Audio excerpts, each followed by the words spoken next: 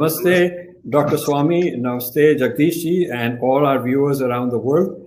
It's always a delight to have an open discussion with Dr. Swamy. So, Dr. Swamy, we are at the crossroads with the COVID-19, but we should not forget the challenges that India had already. Yes. So, I would like to divide this discussion into two parts. The first part is, before there was any COVID-19, what was the situation in India? What were the challenges? What was going on? Because, that hasn't gone away. Those realities are still there. Yes, and then in the second part, I want to discuss how the COVID-19 makes it even more complex. And then, of course, we'll discuss how do we get out of all this. Yes. So starting with the first part, what was, in the last few years, India's macroeconomic situation as a country and different states? What was going on, in your opinion? Well, thanks. I think that's the right perspective we should have in this, because two issues should not get mixed up. What I would say is that I would like to see the span of the last 10 years. And you know that in 2008, there was this subprime crisis in the United States, and then it spread to other parts of the world through the financial system. At that time, in 2008, towards the end of 2008, there was a change in the finance ministry of the UPA government. So Chidambaram went off to Home Ministry, and Pranab Mukherjee, he came as finance minister. Now, Pranab Mukherjee and Manmohan Singh been colleagues for a long time, good friends. Both are economists. Manmohan Singh, of course, was a full professor, but Pranab Mukherjee was teaching at a college in Calcutta, and I knew them both at that time when they were in academics. And both together, and with the help of that time Mr. Reddy, who was the head of the RBI, they managed the impact of the subprime contagion, as it was called today at that time. Today we are calling it pandemic, but that time it was called contagion. And by 2012, there was again a change, and Mr. Chidambaram came back to finance. And you will see, if you look at the statistics, there's been a steady decline in the economy since then, because Raghuram Rajan was brought in as first in the finance ministry, and then later on as Reserve Bank governor. And he had this either deliberately or just was ignorant, because he was not really an economist per se, in the sense he got an engineering degree from IIT and then did management. And those who study finance and management, don't have a macroeconomic perspective. They have what is called as bilateral transactions. Most of their course material is on bilateral transactions. So Mr. Raghuram Rajan, he decided that he will jack up the interest rates, because from 2012 till 2014, when we came to power, the inflation began to gallop, and because the elections were due, so the Congress was putting pressure that something should be done. So he raised the interest rates, and he raised it to great heights. And given the corruption in our country, it was really difficult for anybody to get a decent loan for less than, say, 18% interest, although the prime lending rate was 12%. So that meant that as far as the small and medium industries were concerned, were totally dependent on bank financing. They found their cost of capital going up, and there was a very large closure of small and medium industries at that time, and the unemployment started galloping from that time onwards. when BJP came to power, Mr. Jaitley, who's even less trained in economics than Mr. Chidambaram, which is not saying much, but it's it's a bit of a measurement. And he more or less continued that. He continued with Raghuram Rajan. He surprisingly brought in as economic advisor a man called Arvind Subramaniam, who just a year before, in 2013, had written a long op-ed in Business Standard in which he debunked Narendra Modi and said that he was absolutely mediocre person. All his claims in Gujarat were all bogus, and he had examined it in great detail. And so after this op-ed, it was very surprising that Mr. Narendra Modi would accept him in part of his at an important position in the government. And so, but he held on for 2-3 months, but then in the end he yielded and he became the economic advisor. Now, you must know that Mr. Arvind Subramaniam actually works in an institute in Washington, which is called Patterson Institute, which is actually set up by drug companies.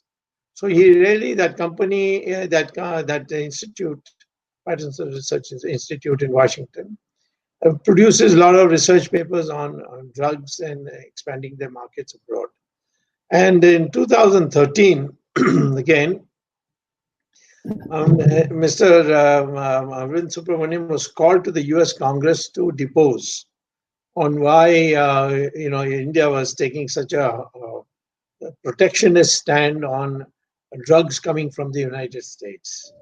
And and it was on tape, which also I sent to Narendra Modi on a tape recording which was made available to me. He said that you have to teach India a lesson. Only then they will wake up to the needs of the American pharmaceutical industry. And therefore, he said, take them and drag them to the WTO and give them hell there. These are his words, not mine. And that showed the kind of commitment he had for India, because if he had any Indian sense, after all, you live in America, Mr.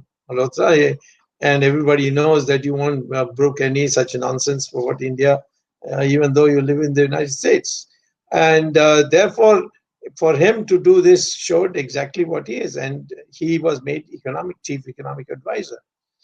And these two, essentially what they did was, in terms of opening the floodgates for firms from the United States and other European countries to come, they kept on plugging these kinds of policies, including enhancement of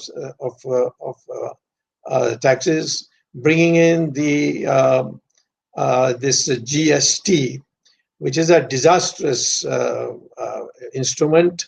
I mean, it's an instrument for disaster, because the complications are, on paper it looks very streamlined, but the fact is that the entire taxes were to be collected by the union government, whereas in the past only the direct taxes were collected by the union government.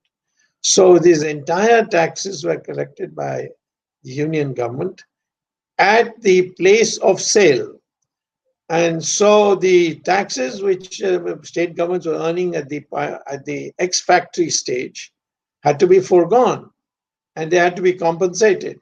So a complicated arithmetic was started on how first the collection will take place, then they will be deposited in a financial instrument which was called GSTN, N standing for network, which was owned by private bodies, principally the two banks which are foreign owned in terms of shareholding.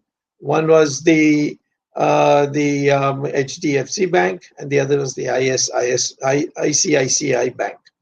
These two and one or two other private companies together owned 51% of the shares, and the government had only 49%. And they were supposed to get all this money in their account. So the ICICI Bank and the HDFC Bank had deposits of over 7 lakh crore rupees in the very first year. And but they had no way of distributing it to the states according to these to their dues on the fact that the factory was in their state, even though it was sold in another state. And for that you needed a gigantic software program, and it was given to the Infosys, which said that they are not, they took the money, 4,000 crores, but they were unable to produce the software. And there has been chaos since then. They still haven't produced it. And now the government's own computer system, which they use for income tax, that has been deployed. So this was all, in my opinion, practically determined. It appeared almost as good as sabotage work of your system. And both of these people went around the country giving speeches on what a glorious invention it is, and so on. I was the only one in Parliament who voted against it, spoke against it. And of course, the usual abuse you get for betraying the party and so on. But in the end, the Prime Minister, after 1 year, nationalized the GSTN, accepting my stand that this should not be in private hands. Now, as today, that caused a great deal of problem. The second was the demonetization. Now, demonetization is not a bad thing. In fact, Morarji Desai had done it in 1978 and nothing happened to the country. Here, what happened is that the high currency notes of 1,000 and 500, they were demonetized. And then they did not have enough money, 100 rupee notes or new 500 rupee notes, which they were bringing, to be able to exchange what was with the people and was being traded in for new notes. And so long queues started, then black market started, and bank employees began taking a cut to get you delivered in exchange for your black money. And there was still utter chaos. And the thing is that in December, this announcement of demonetization was made on November 8th, 2016. And December middle, Shri Ravi Shankar contacted me saying that Prime Minister would welcome some suggestions on how we can now reduce these queues and make it more efficient. What would you suggest? And so I gave it in writing that what you do is, you say, don't go to a bank to change your notes. Go and deposit the money in your own bank account. And then the government will arrange to see that after taking away 20% of that money as taxes, because there are no questions asked, and allowing you to draw another 30% in new notes, the remaining 50% would remain for 5 years in fixed deposit for 9% interest. So I said this would solve the problem. But when the Prime Minister sent my written proposals to Mr. Jaitley, he changed it from government taking away 20% to 50%. And he also said no interest will be paid on the deposits which are made by those who put the money. Now, when the bank employees are coming privately to you and saying, we will charge only 15%, why would somebody give 50%? Especially because you will have to declare your name as having deposited so much money, and you come on a register of the government, and here it is totally secret, and with chances of being intercepted or caught were very minimal. So that made a huge dent into our system.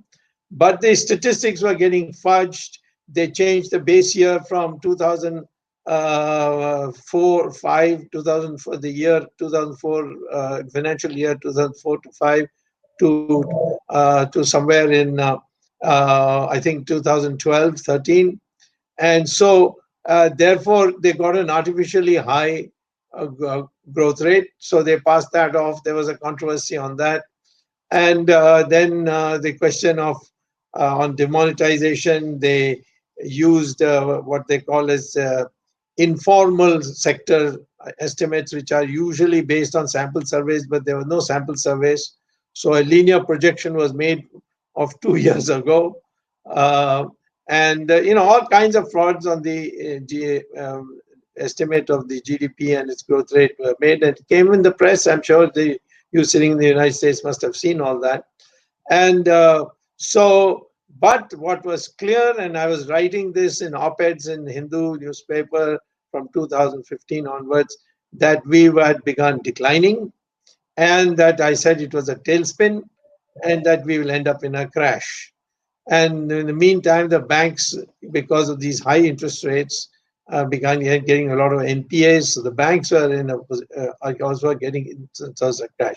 So by the time coronavirus came, we were already in a major economic crisis. And the crisis essentially came out of the demand side.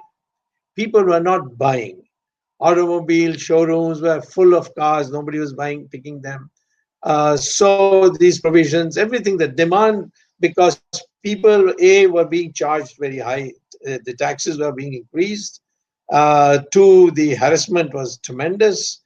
And they tried to make out that, that we will be so stiff and strict that everybody will pay their taxes. Nothing of the kind happened, but only the people probably found more scientific ways of stashing away their money. And we began, our growth rate began to sink. It was in the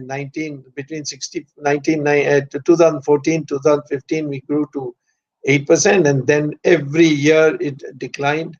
And this last year, it was less than 5%.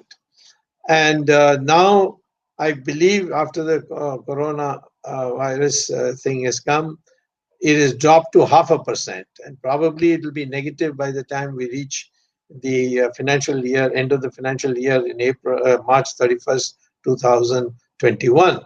So we have both a coronavirus-induced, collapse of the economy, and also an existing demand sector, lack of demand caused recession. And the two combinations are working side by side. And even if we solve the coronavirus problem, we are now saddled with double jeopardy, because the earlier demand, lack of demand caused crisis, and now we have a supply problem thanks to whatever the corona has done.